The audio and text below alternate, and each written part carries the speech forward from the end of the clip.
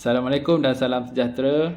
Terima kasih diucapkan kepada Dr. Nazri Bahrom bagi subjek kemahiran perundingan tawar-menawar yang telah banyak membantu kami untuk menyiapkan tugasan ini. Untuk makluman doktor, kumpulan kami telah memilih tajuk proses tawar-menawar bagi Kesatuan Sekerja dan QPEC bagi Perkhidmatan Awam. Izinkan saya untuk memperkenalkan ahli kumpulan kami, iaitu saya sendiri Muhammad Sofian bin Azumi, Saufi bin Napri, Vicky Niswaran, Subashi dan Robert Tiran. Meneruskan pembentangan ini ya doktor, izinkan saya untuk menerangkan sedikit latar belakang serta pengenalan tajuk yang telah kami pilih. Seperti mana yang kita tahu, Kongres Kerja ini merujuk kepada segala jenis pertubuhan bagi gabungan para pekerja atau para majikan.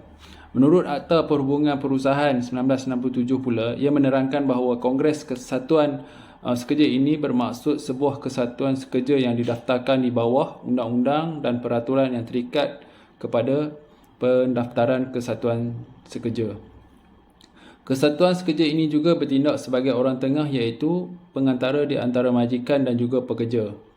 Ianya boleh ditubuhkan oleh para pekerja maupun pihak majikan. Kongres ini ditubuhkan oleh majikan juga bertujuan ingin menghalang daripada wujudnya gerakan kumpulan pekerja daripada sifat tidak berpuas hati dengan syarat dan terma yang telah ditetapkan serta mengelakkan berlakunya perkara yang tidak diingini seperti mogok ataupun rusuhan. Kesatuan sekerja bagi pekerja ini merupakan kesatuan yang terdiri daripada mana-mana gabungan para pekerja. Jika dilihat, mereka yang terbabit akan cuba sehabis baik berjuang bagi mendapatkan keadilan dan hak mereka dalam pekerjaan. Enakmen Kesatuan Sekerja 1940 telah dilaksanakan oleh kerajaan di Tanah Melayu pada ketika itu. Perkara ini merujuk perihal yang diwatakan telah mewajibkan bahawa setiap Kongres Kesatuan yang ditubuhkan dalam membela nasib pekerja ini berdaftar dengan pendaftar Kesatuan Sekerja. Jika dilihat, Ordinan Kesatuan Sekerja 1959 telah dinamakan semula daripada Enakmen Kesatuan Sekerja 1940 setelah Persekutuan Tanah Melayu berjaya mencapai kemerdekaan pada 31 Ogos 1957 melalui kebijaksanaan pemimpin negara bagi mencapai dengan pihak British pada waktu itu. Perlembagaan persatuan memberi hak yang sama rata dan terbuka bagi setiap rakyat untuk berpersatuan, namun haruslah berpaksikan kepada undang-undang yang telah ditetapkan. Hasil daripada perkara ini, kesemua kesatuan sekerja di Malaysia berhak dan boleh mencapai perjanjian antara mereka dengan pihak majikan. Terima kasih doktor. Saya mohon izin sahabat saya untuk meneruskan pembentangan seterusnya. Assalamualaikum. Assalamualaikum dan salam sejahtera. Nama saya Saufi bin Napri, nombor matriks 257696. Akan menerangkan tentang isu dalam tawar-menawar. Matlamat yang ingin diperolehi termasuklah melindungi integriti perdagangan, menaikkan mutu keselamatan, memperoleh tangga gaji yang lebih baik, bermanfaat kepada semua pihak dan kuasa tawar-menawar dapat dihasilkan dengan daripada pembentukan sesuatu monopoli dalam pekerjaan. Kumpulan dan keputusan yang memihak kepada para pekerja akan memudahkan mereka berunding antara perjanjian kerja buruh dengan majikan mereka sendiri. Terdapat beberapa langkah yang boleh dilakukan untuk memastikan tujuan ini berjaya adalah melalui perundingan berkaitan dengan kadar upah, peraturan bekerja, kaedah dalam memberi aduan, kelaikan kenaikan pangkat. Ramai yang tertanya bagaimana seseorang tu layak untuk menaikkan pangkat, dinaikkan pangkat dan sebagainya. Faedah yang layak ketika bekerja serta dasar-dasar dan keselamatan yang ada yang diwujudkan di tempat bekerja. Kunci kepada kejayaan dalam matlamat dalam mencapai matlamat kesatuan pekerja ini adalah melalui rundingan dengan pihak yang tepat seperti majikan, kerajaan, pandangan awam dan sebagainya dalam menyelesaikan sebarang isu dan permasalahan yang wujud di dalam kalangan masyarakat. Beberapa isu yang timbul ini adalah didorong terutama oleh faktor ekonomi yang selaras di seluruh dunia yang memaksa para pekerja ini berjuang untuk memastikan mereka tidak bekerja dengan kadar gaji yang terlalu rendah ataupun dengan tangan kosong. Sekarang ni pun kita boleh lihat ada lagi yang kerja harian RM30 sehari, tapi kerjanya tidak menentu. Okey, itu yang tak ada badan kesatuan lah. Tekanan serta desakan dalam menyelesaikan isu ini juga bertujuan untuk memastikan para pekerja ini terbela dan diberi perhatian dalam melaksanakan kerja mereka. Bagi penjawat awam, Kongres Kesatuan Sekerja dalam Perkhidmatan Awam QPAC adalah tempat mereka mengadu dan memberi maklum balas berkaitan pendapatan bulanan mereka yang dirasakan setimpal dan bersesuaian dengan cara kerja dan paras gaji mereka. Baru-baru ni QPAC dah timbulkan satu isu di mana mereka kerajaan perlu semak semula berkaitan dengan paras gaji ini.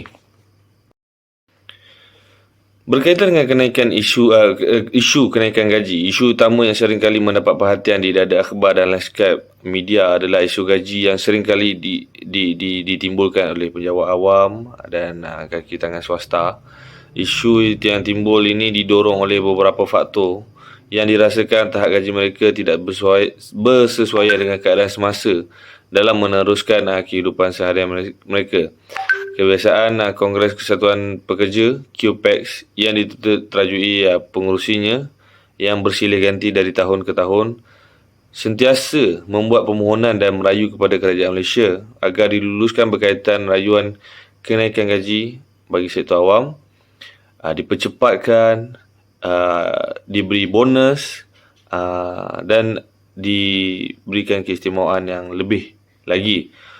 Untuk makluman, kenaikan kos sara hidup yang naik sehingga daripada 6 hingga ke 8% bagi setiap tahun, namun gaji masih lagi ditakut lama memaksa kebanyakan pejabat awam ini berhutang dengan bank dan sebagainya, kesan langsung daripada tiada perubahan dalam isu gaji mereka untuk sekian lama.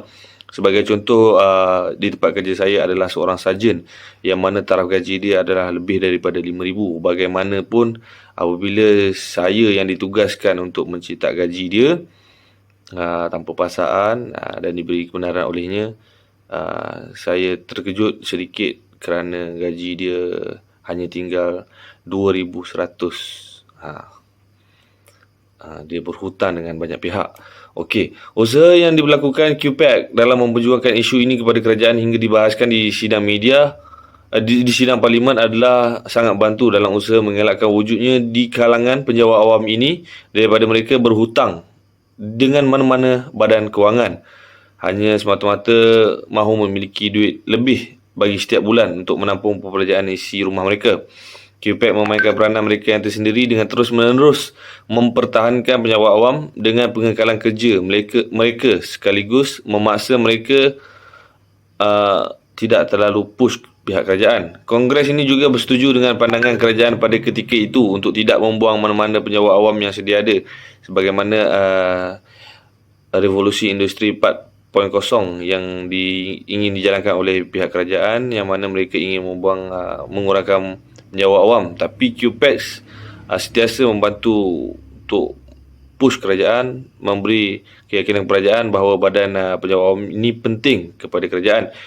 Faktor-faktor yang mendorong diberikan kenaikan gaji bagi penjawat awam ini termasuklah oleh kerana harga barang yang naik terlalu pantas tanpa persediaan dan nyakaan. Perbelanjaan boleh guna rakyat Malaysia terhadap barangan keperluan bagi penjawat awam yang sudah berumah tangga juga menjadi terhad dan semakin berkurang disebabkan oleh kos sara hidup persekitaran yang melambung tinggi. Skim gaji yang masih tidak berubah dilakukan pada kali terakhir iaitu 2017 di mana pemerintah pada ketika itu adalah Barisan Nasional yang diterajui oleh Datuk Seri Najib Tun Razak. Itu adalah kali terakhir dan dikatakan pada masa kini tidak lagi relevan dan tidak selaras dengan peredaran dari semasa ke semasa. Selamat sejahtera, saya Subashani Ganisan, nombor metrik 257739. Saya akan sambung dengan peranan pihak terbabit dalam menyelesaikan isu ini. Terdapat beberapa pihak yang bertanggungjawab harus memainkan peranan supaya isu ini boleh menyelesaikan dengan senang. Antaranya ialah pihak yang terbabit dalam perihal ini ialah di peringkat tertinggi di mana Ianya melibatkan menteri-menteri yang terpilih oleh Perdana Menteri yang dilantik pada waktu itu. Mereka mempunyai hak dan tanggungjawab untuk menyelesaikan isu ini. Yang seterusnya ialah Menteri Kewangan, di mana beliau harus merencanakan sesuatu yang dikira munasabah untuk menjimatkan kos perbelanjaan pengeluaran kewangan negara kepada penjawat awam dengan mengagihkan perbelanjaan. Seterusnya ialah pihak majikan, di mana mereka harus menyelesaikan segala isu ini yang berkaitan dengan pekerja dengan secepat mungkin. Sekian tema. Salam sejahtera Doktor, saya Vigneswaran nombor matrik 257764. Hari ini saya akan bentangkan berkaitan cara pengurusan isu rundingan. Dalam cara pengurusan isu rundingan terdapat dua jenis, iaitu satu bantuan khas panja awam dan kedua adalah cuti. Doktor, dengan izinnya saya ingin menerangkan serba sedikit berkaitan bantuan khas panja awam. Dalam bantuan khas panja awam, KUPEX adalah salah satu badan NGO yang memainkan peranan dan mempersoalkan dan memberitahu masalah-masalah yang telah dihadapi oleh panja awam. Di Malaysia, kerajaan sangat sulit untuk memberikan bonus yang diambil kira seperti sebulan atau 2 bulan gaji kerana meliarkan kemuskilan pihak kerajaan berbelanja besar dalam mengeluarkan duit disumbangkan kepada panja awam. Oleh kerana itu, bantuan khas kewangan dilakukan kini dalam bertanggungan setiap tahun. KUPEX memainkan peranan dan dalam menjaminkan kesejahteraan kebajikan panja awam dengan menyelit beberapa permintaan kepada pihak kerajaan. Hal ini sekaligus dilihat supaya mengurangkan bebanan kerajaan yang dipikul oleh panja awam dan sebagainya. Kedua, cuti. Doktor, cuti bermaksud sebarang tempoh seorang pegawai itu dibenarkan meninggalkan tugasnya dan meninggalkan tugas itu tidak kira sebagai putusan perkhidmatan atau sebagai berhenti kerja. Namun, keistimewaan cuti juga amat rahat seperti boleh ditarik balik jika perlu, diberikan hanya atas faktor sebab yang layak diberi cuti dan boleh diluput jika tidak digunakan. Doktor, saya ingin jelaskan lagi satu. Perbezaan dengan ganti cuti rehat dan dengan cuti biasa adalah berbeza. Menurut satu, GCR merupakan satu award sedalam bentuk tunai yang akan diberikan kepada anggota perkhidmatan awam semasa perkhidmatan tidak berulang menghabiskan cuti rehat. Oleh kerana kepentingan perkhidmatan, GCR ini telah dikuaskan melalui 1 Januari 1974. Pengalihan perkhidmatan bilangan 1 Palang 1974 dan hanya diberi kepada anggota perkhidmatan yang bersara pada atau selepas 1 Januari 1977. Itu saja Doktor, saya teruskan kepada rakan sekelas saya untuk pembentangan tajuk. Sekian. Selamat petang Doktor, nama saya Robin Tiran Analagi Tatia, nombor matrik 258283. Saya sambung daripada rakan saya tentang kesimpulan. Kesimpulan ada 3. Yang pertama adalah Kongres Kesatuan Ini Amanlah penting dalam memastikan para pekerja ataupun majikan ini sentiasa berkomunikasi antara satu sama lain.